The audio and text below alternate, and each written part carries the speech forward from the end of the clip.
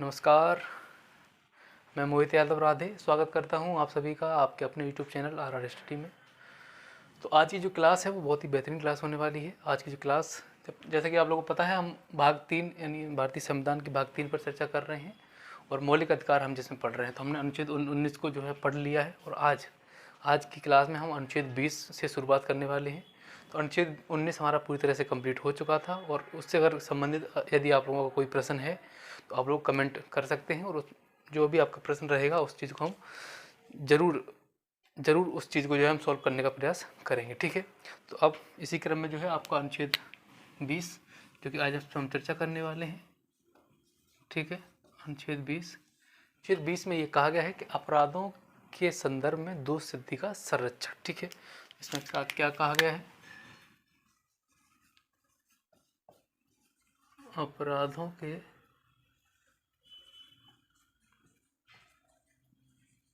संदर्भ में दोष सिद्धि का संरक्षण। ठीक है, दोष सिद्धि का संरक्षण। ठीक है, जो आपका अनुच्छेद 20 है इसमें कहा गया है कि अपराधों के संदर्भ में दोष सिद्धि का संरक्षण। ये तो होगी आपकी किताबी भाषा। अब अपने शब्दों में इसको समझने का प्रयास करेंगे।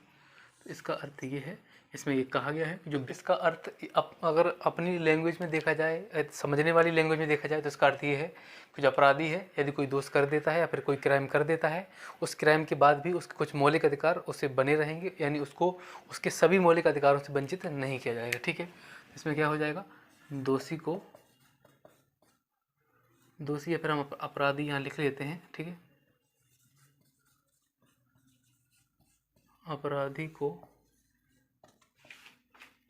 क्राइम के बाद भी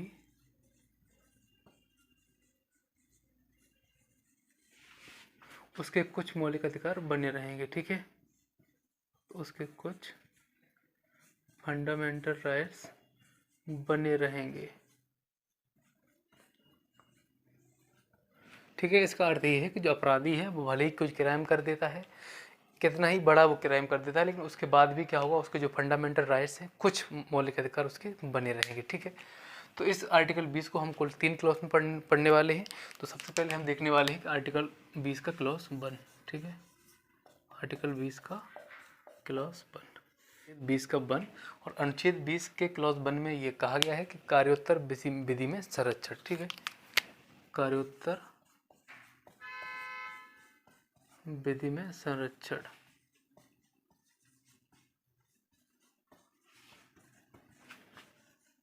कार्योत्तर विधि में संरक्षण की इसमें बात की गई है, यानी इसका अर्थ ये है कि जब तक कोई व्यक्ति जो है या फिर अपराधी है कोई अपराध कर देता है, तब तक उसको दोषी नहीं कहा जाएगा जब तक न्यायालय इस चीज़ को सिद्ध नहीं कर देता है। ठीक है, तो इसमें हम लिखेंगे न्यायालय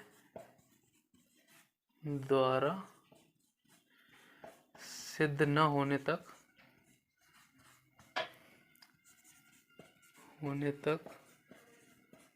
अपराधी को दोषी नहीं कहा जाएगा। ठीक है, अपराधी की जगह हम यहाँ व्यक्ति लिख लें तो ज़्यादा बेहतर बन जाएगा। ठीक है, होने तक व्यक्ति को दोषी नहीं कहा जाएगा। यानी हमारा अनुच्छेद 20 का क्लॉज 1 हमें ये कहता है कार्योत्तर विधि में संरक्षण, यानी इसका अर्थ ये है कि न्यायालय द्वारा सिद्ध न होने तक किसी व्यक्ति को आप दोषी नहीं कह सकते हैं, उसको दोषी नहीं ठहरा सकते हैं। ठीक है, ये हमने देखा अनुच्छेद 20 का क्लॉज 1। अब इसी क्रम में आ जाएगा आपका अनुच्छेद 20 का क्लॉज 2। इसमें ये कहा गया है कि दोहरी सजा से संरक्षण। ठीक है, इसमें हम कहेंगे कि दोहरी सजा से संरक्षण।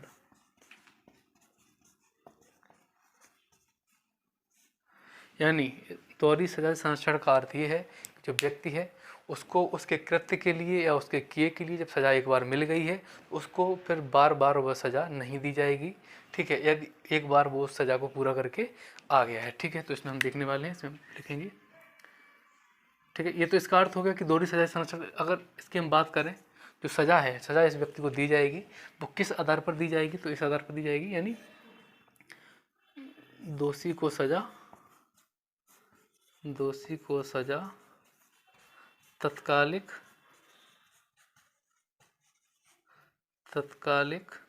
कानून के आधार पर,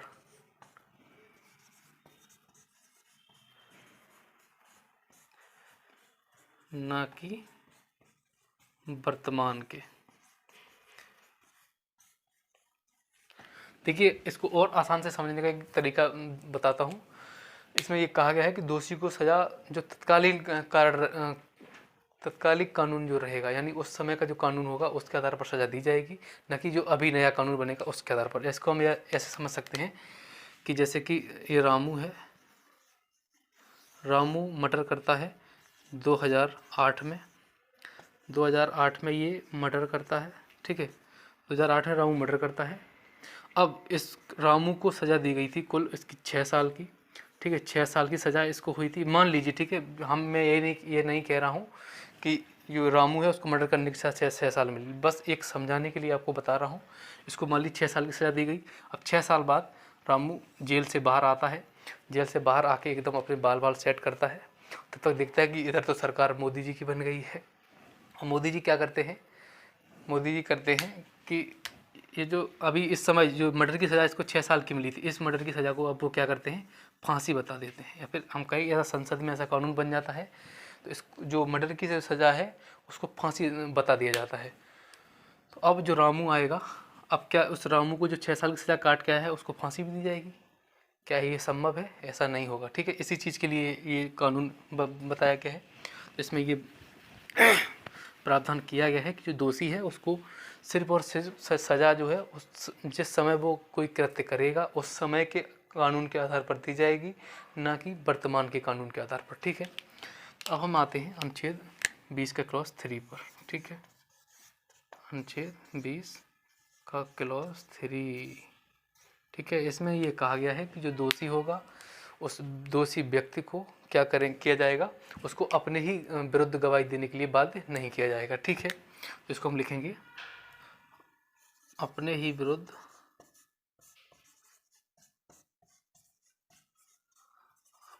विरुद्ध साक्षी होने का संरक्षण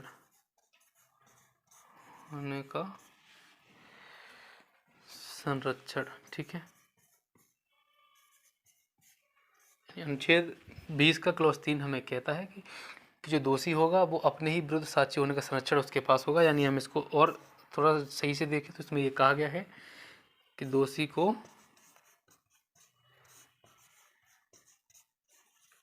अपने ही विरुद्ध गवाही देने के लिए बाध्य नहीं किया जा सकता है, ठीक है। दोषी को अपने ही विरुद्ध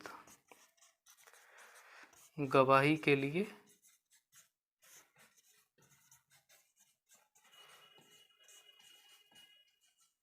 बाध्य नहीं किया जाएगा, ठीक है। इसमें ये कहा गया है कि जो दोषी है उसको वो भले ही कोई कृत्य कर देता है तो उसको अपने ही विरुद्ध गवाही के लिए बाध्य नहीं किया जाएगा। यानी ये इसमें जो 3rd डिग्री टॉर्चर की हम बात करते हैं, या फिर हम कहें जो पुलिस है वो दबाव बनाकर या किसी भी तरीके से उसी व्यक्ति से ये उसका जो गुनाह है वो कबूल करवा देती है, और ऐसा होता भी आमतौर पर ऐसा होता है, लेकिन उस चीज़ को यहाँ में शामिल नहीं करेंगे। तो इसका अर्थ आप बस इतना समझिए कि जो व्यक्ति है उसको अपने ही विरुद्ध गवाही देने के लिए बाध्य नहीं किया जा सकता है, ये उसका मौलिक अधिकार है, वो उस मामले में शांत रह सकता है, ठीक है।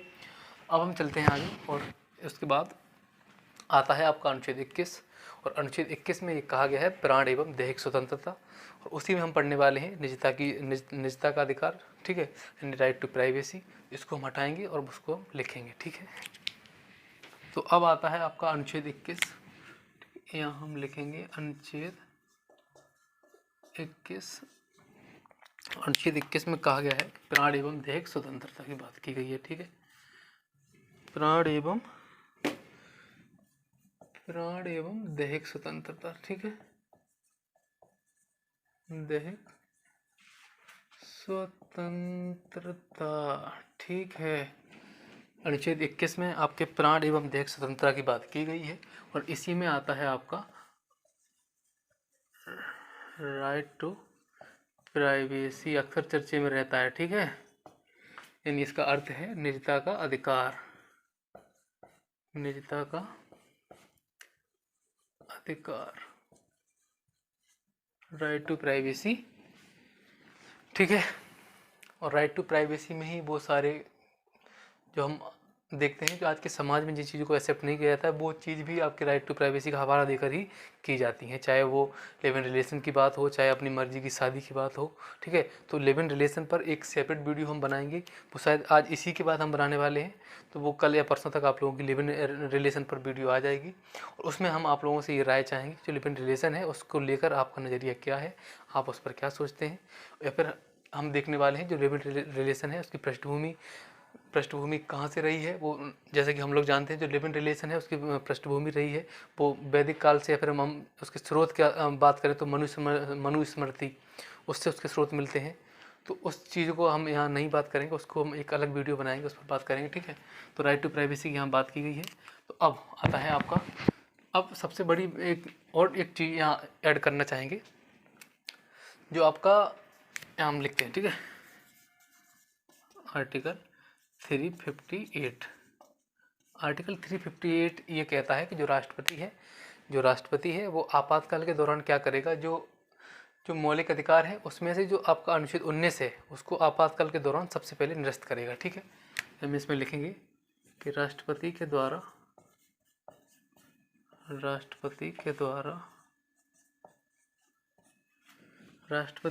क्या किया जाएगा, मौलिक अधिकारों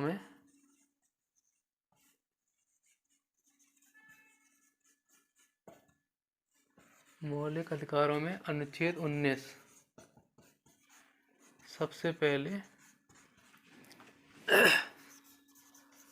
हटाया जाएगा, या फिर हम कहें कि निरस्त किया जाएगा। ठीक है, निरस्त किया जाएगा। इसमें इंक की कमी, थोड़ा इंक डाल लेते हैं, एक सेकंड आप लोग। ये अब ये ठीक है, इसमें हमने देखा कि जो राष्ट्रपति है उसके द्वारा क्या हुआ कि जो आपातकाल के दौरान, यहाँ आपातकाल लिखा ही नहीं मैंने, राष्ट्रपति के द्वारा क्या होगा कि आपातकाल के दौरान, कई बार क्या होता है जब मैं मुंह से कुछ शब्द बोल रहा होता हूँ और यहाँ उस चीज़ को नहीं लिख पाता हूँ, तो उस चीज़ को आप थोड़ा सा कहें कि इग्नोर करेंगे। ठीक है, तो यहाँ मैंने यहाँ लिखा है कि राष्ट्रपति के द्वारा क्या होगा, आपातकाल के दौरान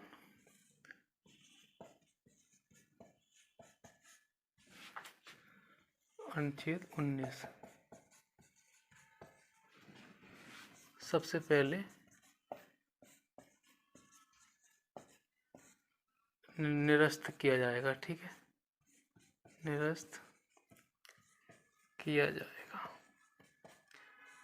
ठीक है, हमने कहा कि आर्टिकल 358 इसमें ये कहा गया है कि राष्ट्रपति के द्वारा आपातकाल के दौरान जो मौलिक अधिकारों में आपका अधिकार है अनुच्छेद 19 उसको सबसे पहले निरस्त किया जाएगा। ठीक है, अब उसी क्रम में यहाँ देखेंगे एक और आर्टिकल, यानी आर्टिकल 359। ठीक है, तो आर्टिकल 359 में ये कहा गया है कि जब देश में आपातकाल लागू होगा तो राष्ट्रपति के द्वारा क्या किया जाएगा कि अनुच्छेद 20 और अनुच्छेद 21 को छोड़कर सभी मौलिक अधिकारों को निरस्त किया जा सकता है, या फिर उसका प्रावधान उसमें किया गया है। ठीक है, तो इसमें एक कहा गया है कि राष्ट्रपति के द्वारा आपातकाल लागू होने पर आपका अनुच्छेद 20 तथा 21 निरस्त नहीं होंगे।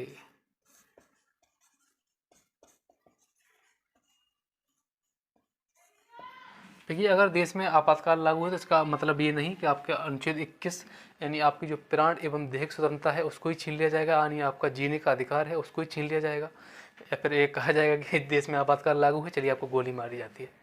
ठीक है, ऐसा नहीं किया जाएगा। ठीक है, तो इसीलिए इसमें कहा गया है जो आपका अनुच्छेद 21 और 20 है इसको छोड़कर जितने भी आपके मौलिक अधिकार हैं वो सब के सब निरस्त हो सकते हैं, इन दो को छोड़कर। और सबसे पहले निरस्त होने का अगर परीक्षा में पूछ लेता है तो वो है आपका आर्टिकल 19 जो सबसे पहले आपातकाल के दौरान राष्ट्रपति द्वारा निरस्त किया जाएगा। ठीक है, यहाँ तक हमने देखा। अब इसी में हम एक चीज़ को ऐड और करेंगे। ठीक है, यहाँ आप स्टार लगाएंगे, ठीक है, स्टार लगाएंगे क्योंकि ये है आपका इम्पोर्टेंट।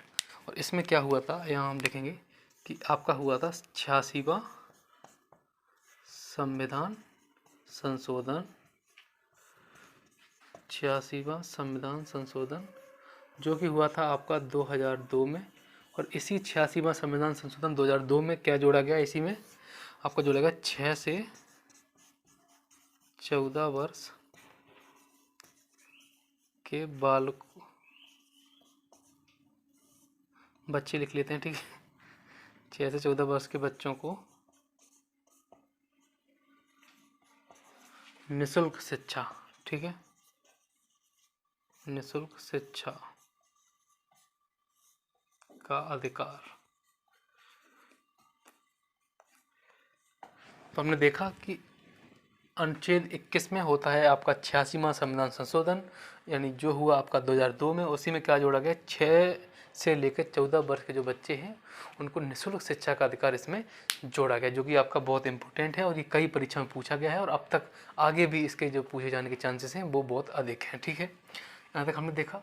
अब हम अगर बात करें जो अनुच्छेद 21 है, इसमें कुल 26 प्रकार की स्वतंत्रताओं की बात की गई है, सिर्फ इतनी ही नहीं है। उन 26 की 26 को यहाँ शामिल कर पाना थोड़ा सा असंभव रहेगा और आप लोगों की जो परीक्षा है उसके हिसाब से भी वो ज़रूरी नहीं है, ठीक है।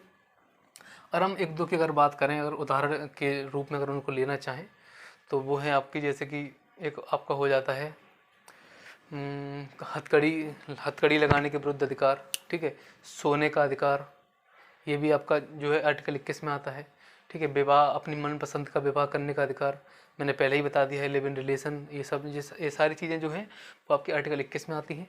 और आर्टिकल 21 में ही वो चीज़ भी आपकी आती है जो आपकी, यानी आपको जो है स्वच्छ पर्यावरण में रहने का अधिकार है, यानी स्वच्छ पर्यावरण और स्वच्छ वातावरण में रहने का अधिकार, ये भी आपका आर्टिकल 21 से ही जुड़ा हुआ है। इसको हम लिख लेंगे क्योंकि ये चीज़ परीक्षा में पूछी जाती है, ठीक है। तो इसको हम लिखेंगे यहाँ स्टार, इसको भी देंगे, यहाँ हम इसको शामिल करेंगे, स्वच्छ जल तथा उपयुक्त वातावरण, ठीक है, उपयुक्त वातावरण में रहने का अधिकार,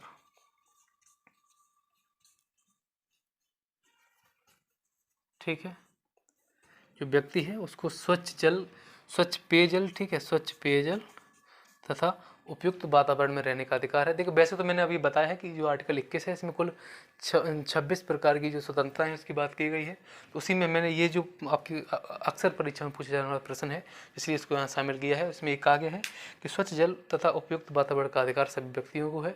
और इसीलिए आप जो देखते हैं रोड पर जो चालान काटे जाते हैं पोल्यूशन के नाम पर या फिर जो वाहनों से निकलने वाला धुआं है इसके नाम पर जो काटे जाते हैं, क्योंकि ये जो वाहनों से धुआं निकलता है ये कहीं ना कहीं आपको क्या करता है, हमारी जो एटमॉस्फेयर है इसको हार्म करता है या फिर इसको नुकसान पहुंचाता है। इसीलिए जो आपकी जो पोल्यूशन वाले जो वाहन हैं उन पर प्रतिबंध किया जा रहा है या फिर उनको रोका जाता है, ठीक है। यहाँ तक हमने देखा। अब ठीक है, इसको आप नाम दे देंगे आपका आर्टिकल 21A, ठीक है। अगर प्रश्न ये पूछ लेता है कि किस अनुच्छेद में है आपका 6 से 14 वर्ष के बच्चों को निःशुल्क शिक्षा का अधिकार, तो आप वो आपका है आर्टिकल 21 का ए में, ठीक है। अब यहाँ आर्टिकल 21 खत्म हुआ, अब हम चलते हैं आर्टिकल 22 की तरफ, इसको हम करेंगे साफ, ठीक है। आपका आर्टिकल 22 यानी अनुच्छेद 22। तो अनुच्छेद 22 में ये कहा गया है कि गिरफ्तारी तथा निरोध से संरक्षण, ठीक है। इसमें ये कहा गया है गिरफ्तारी तथा निरोध से संरक्षण,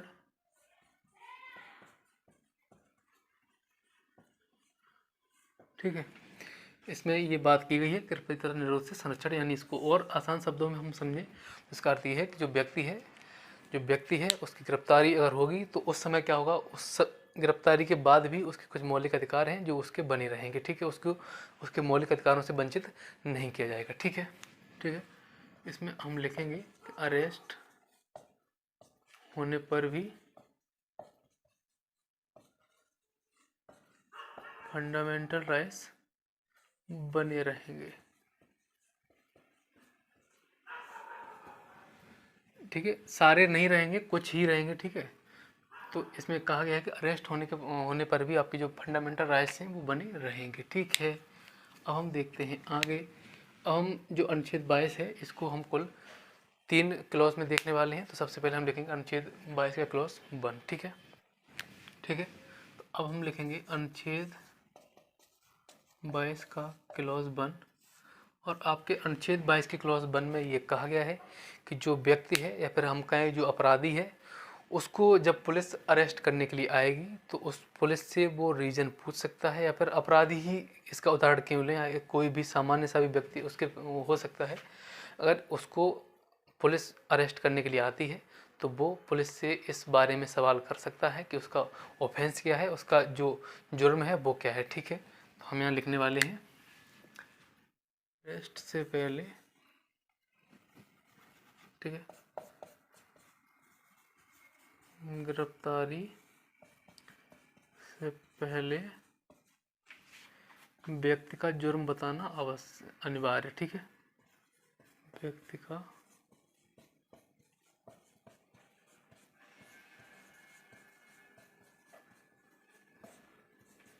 ठीक है, जो पुलिस यदि आपको अरेस्ट करने के लिए आती है तो आप उससे सबसे पहले ये चीज़ पूछ सकते हैं कि उसका जुर्म क्या है, और इस चीज़ के लिए ये चीज़ अनिवार्य है। जो पुलिस या फिर जो भी व्यक्ति आपको अरेस्ट करने के लिए आएगा वो आपका जुर्म आपको बताएगा, उसके बाद ही आपको अरेस्ट कर सकता है। ठीक है, इसी क्रम में आता है आपका अनुच्छेद 22 का क्लॉज 2।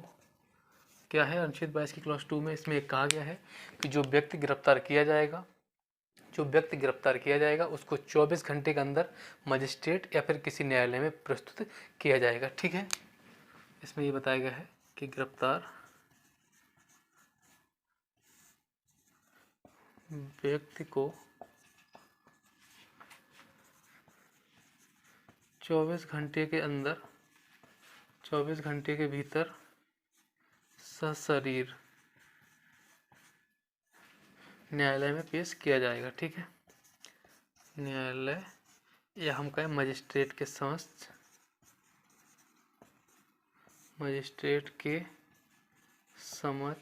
पेश किया जाएगा।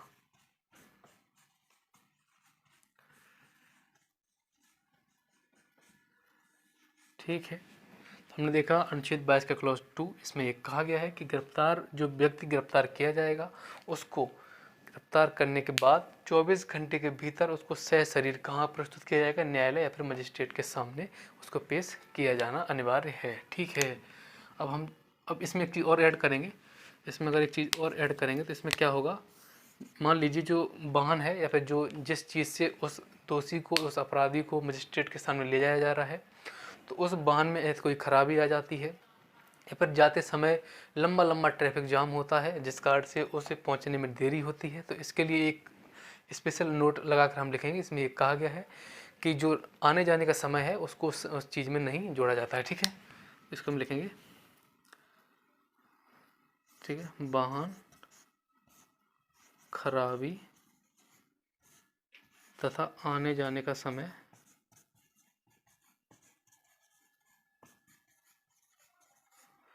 नहीं जोड़ा जाएगा।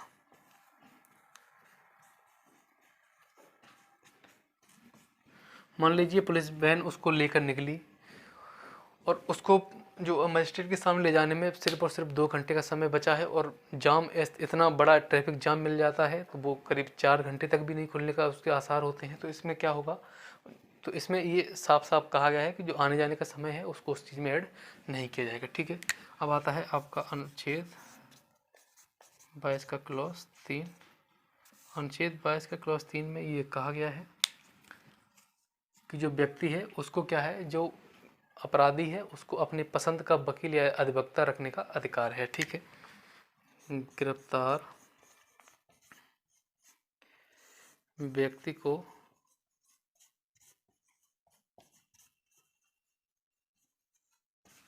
अपनी पसंद का वकील या अधिवक्ता रखने का अधिकार। ठीक है, वकील या अधिवक्ता चुनने का अधिकार।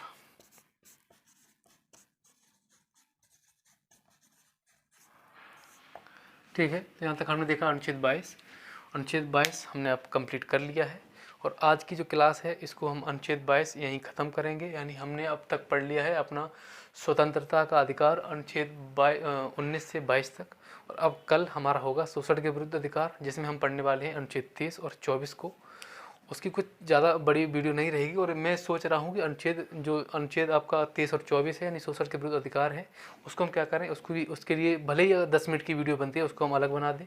उसके बाद जो अन्य वीडियोस हैं और अन्य भाग के हिसाब से चले तो ज़्यादा बेहतर रहेगा। ठीक है, आप लोगों से ये हमारा निवेदन रहेगा, यदि किसी भी तरीके की हमारी क्लास को लेकर या फिर किसी भी तरीके से आपको कोई समस्या है तो आप लोग क्लास से रिलेटेड, ठीक है, ये नहीं है कि आप अपनी गर्लफ्रेंड के बारे में हमें कमेंट में बताने लगें। ठीक है, ऐसा नहीं करना है। तो जो भी आपकी समस्या है, जो भी आपका प्रश्न है, वो आप हमें कमेंट में ज़रूर बताएंगे, तो उसका समाधान करने का हम 100% प्रयास करेंगे। ठीक है, तो आज इसी क्लास को हम यहीं ख़त्म कर रहे हैं। तब तक के लिए आप लोगों को हमारा प्यार भरा नमस्कार। देखिए, ये जो वीडियो है मुझे दोबारा शूट करनी पड़ी है, क्योंकि पहली बार मैंने वहाँ से कैमरा चालू नहीं किया और मैं यहाँ पढ़ाने में लगा पड़ा हूँ और मैंने जाके देखा तो वीडियो शूट ही नहीं हुई थी। तो ये थोड़ा सा दुख होता है, जब ऐसा करने के बाद बहुत दुख होता है, क्योंकि अपना पूरा 100% ध्यान देते हैं, उसके बाद जाके देखते हैं तो वहाँ की वीडियो शूट ही नहीं हो रही है। ठीक है, तो जो मेहनत हम आप लोगों के लिए कर रहे हैं, उम्मीद हम ये आप लोगों से करेंगे, आप लोग भी उतनी मेहनत हमारे लिए करेंगे। ठीक है, आप वीडियो को रोज़ देखेंगे, उसके बाद जो आपसे जहाँ तक ये संभव हो पाएगा आप वीडियो को शेयर भी करेंगे। ठीक है, तो आज की क्लास में यही ख़त्म कर रहे हैं। ठीक है, थैंक यू।